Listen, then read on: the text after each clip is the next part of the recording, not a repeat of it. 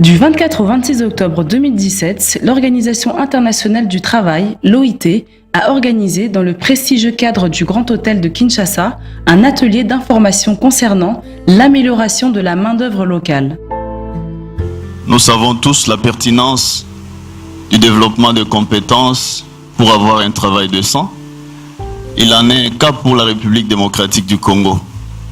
Raison pour laquelle, à ce jour, l'Organisation internationale pour le travail, à travers son bureau pays basé à Kinshasa, s'est donné le devoir de réunir ses différents partenaires pour qu'ensemble qu'on réfléchisse pendant 3 jours afin de vouloir penser trouver un plan commun qu'on va appeler un plan d'action qui va permettre à ce que cette collaboration soit parfaite.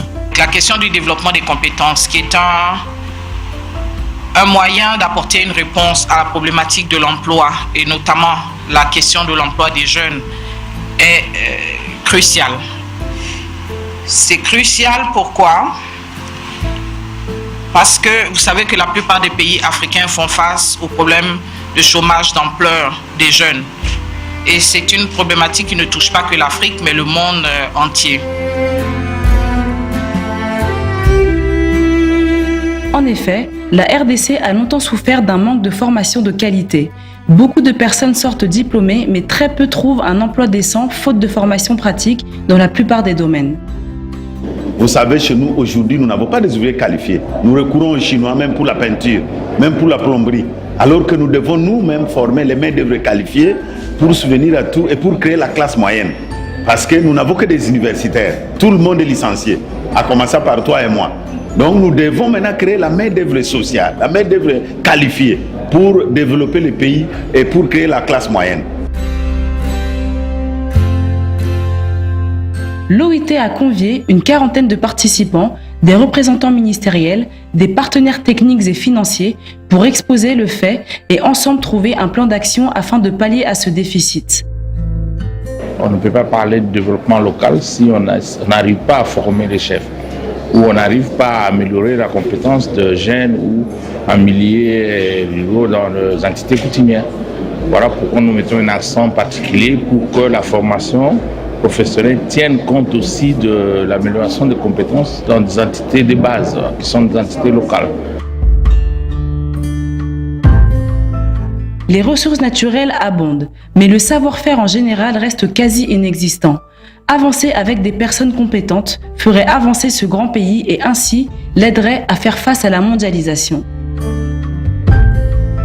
L'OIT a présenté ses outils et sensibilisé les cadres ministériels à la maîtrise des principes et des démarches du concept de ce que l'on appelle le travail décent, tout comme elle a sensibilisé à l'impact de son déficit sur l'investissement et l'employabilité des travailleurs en général et des jeunes en particulier.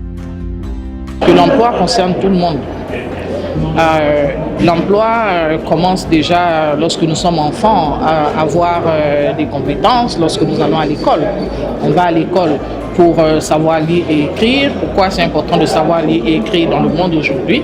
C'est que ça nous permettra d'être un citoyen qui participe pleinement au développement de son pays, au développement de son continent, au développement du monde.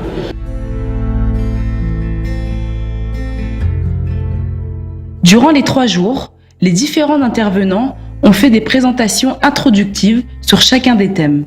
Des plénières ont été organisées, ainsi les participants ont pu échanger leur expérience durant des séances de questions-réponses.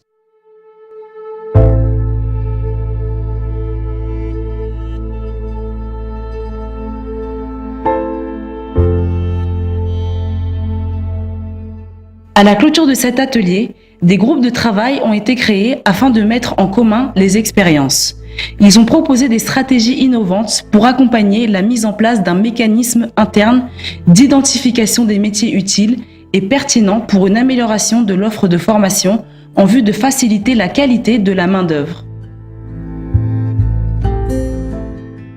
Le capital humain, pour qu'il soit compétent, pour qu'il produise, donc il y ait une productivité de l'entreprise, il faut que ce capital ait une qualification qui lui permette de pouvoir exécuter les tâches qui lui sont confiées de pouvoir assurer une bonne productivité.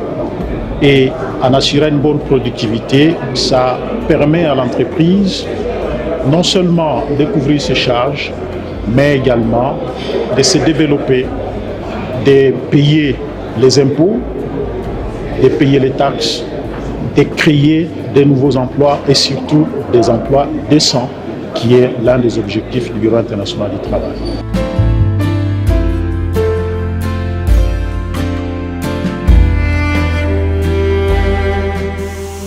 Je ne saurais terminer mon propos sans adresser mes vifs remerciements aux ministères impliqués dans l'organisation de cet atelier, aux structures et organisations qui ont bien voulu accepter de partager leurs expériences et ainsi qu'aux participants pour leur disponibilité et leur participation très active et leur assiduité.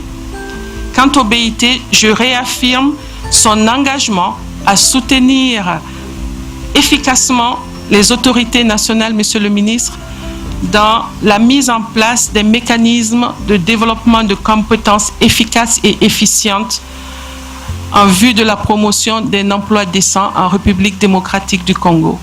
Je vous remercie.